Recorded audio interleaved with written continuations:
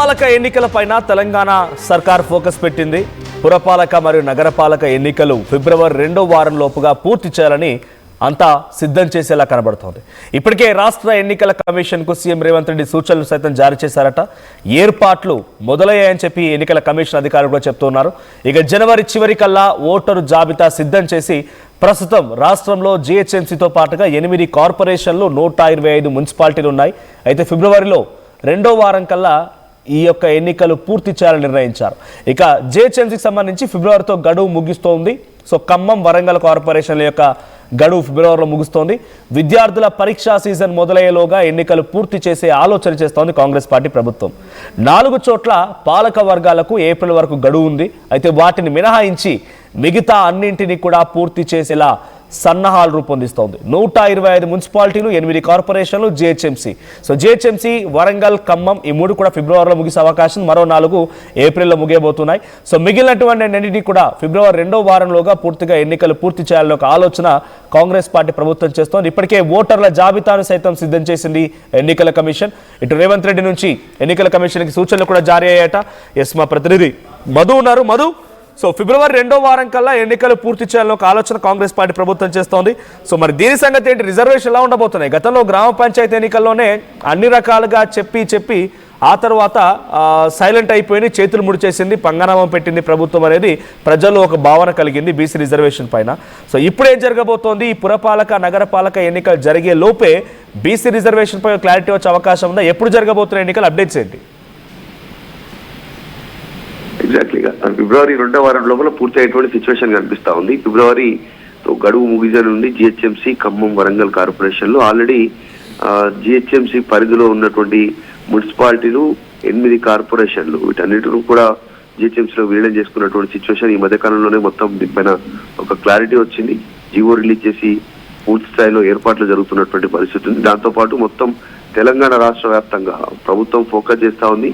ఫిబ్రవరి 2వ వారం లోపు పూర్తి స్థాయిలో ప్రణాళిక సిద్ధం చేస్తా ఉంది. ఎన్నికల కమిషన్ కి కూడా ప్రభుత్వం ఇప్పటికే సూచనలు చేసింది, ఏర్పాట్లు మొదలు పెట్టాలి అనేటువంటిది అధికారులను సమాయత్తం చేస్తా ఉంది. జనవరి చివరాఖరి వరకు ఓటర్ జాబితా కూడా సిద్ధంగా ఉండాలి.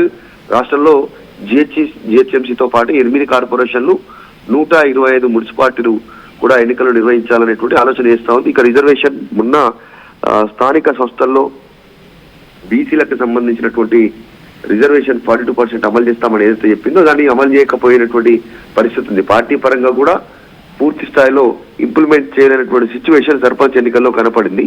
మరి ఫర్దర్ గా జెడ్పీటీసీ, ఎంపీటీసీలు అమలు చేస్తామని చర్చ చేసినా రేపు మళ్ళీ అసెంబ్లీలో చర్చ జరగనున్నట్టుగా తెలుస్తా ఉంది.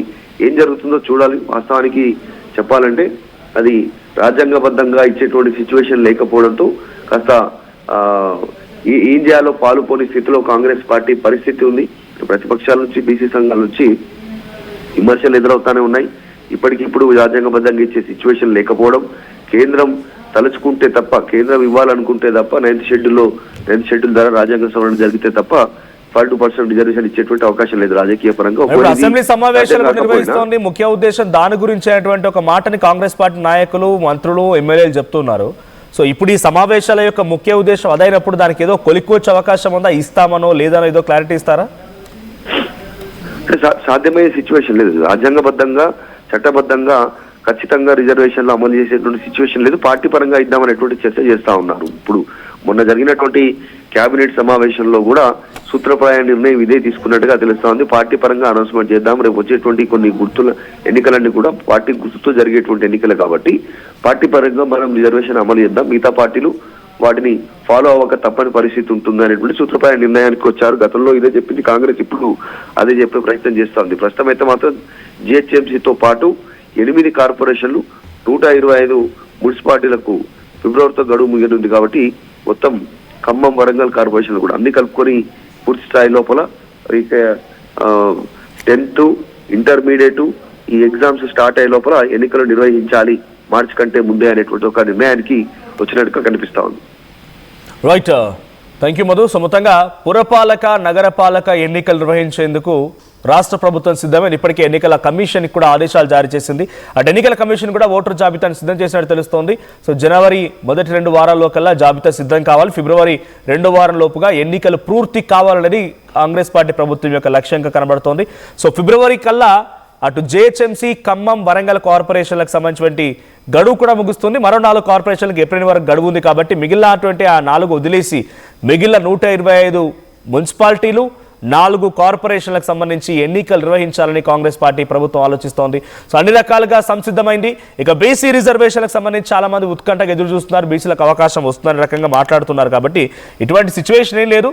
సో ఇప్పుడున్న సిచ్యువేషన్లో రాజ్యాంగబద్ధంగా వస్తే తప్ప ఈ ఎన్నికల రిజర్వేషన్లు అమలయ్యే అవకాశం లేదు. కాబట్టి సో ఉన్న పలంగా ఆ రాజ్యాంగంలో సవరణ చేయడం, కేంద్రం అనుమతి ఇవ్వడం అన్నీ జరగదు. కాబట్టి పార్టీ పరంగా కాంగ్రెస్ పార్టీ గుర్తులపైన, ఇటు పార్టీ సింబల్గా జరిగే ఎన్నికలు కాబట్టి గుర్తులపైన ప్రభావం ఉంటుంది. కాబట్టి కాంగ్రెస్ పార్టీల పరంగా 42% రిజర్వేషన్ అమలు చేయాలి. మేము అమలు చేస్తే అది ఇతర పార్టీలు కూడా తథ్యంగా అమలు చేయాల్సిందే, అటువంటి సినారియో ఉంటుంది కాబట్టి మేము అమలు చేస్తామన్నట్టుగా మాట్లాడుతున్నారు. మరి ఇప్పుడు అసెంబ్లీ సమావేశాలు దేనిపై జరుగుతాయో చూడాలి.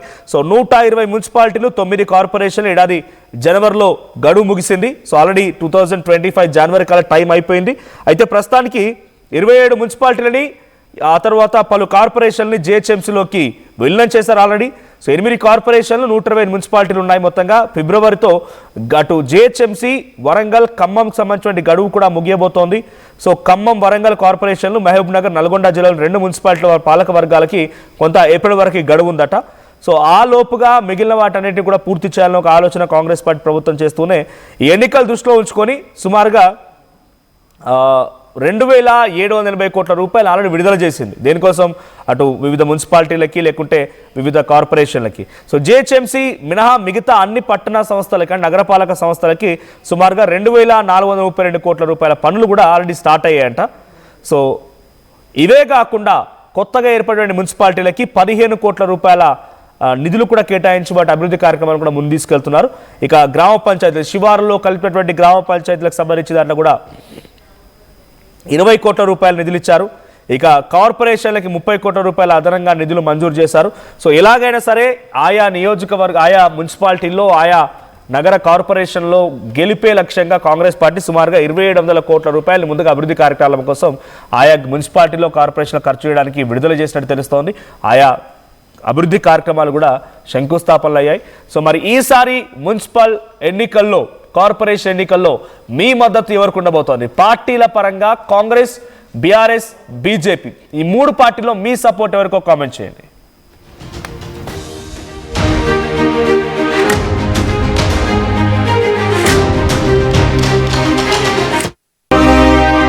నగల సామ్రాజ్యం పెద్దది. మన వేడుకలు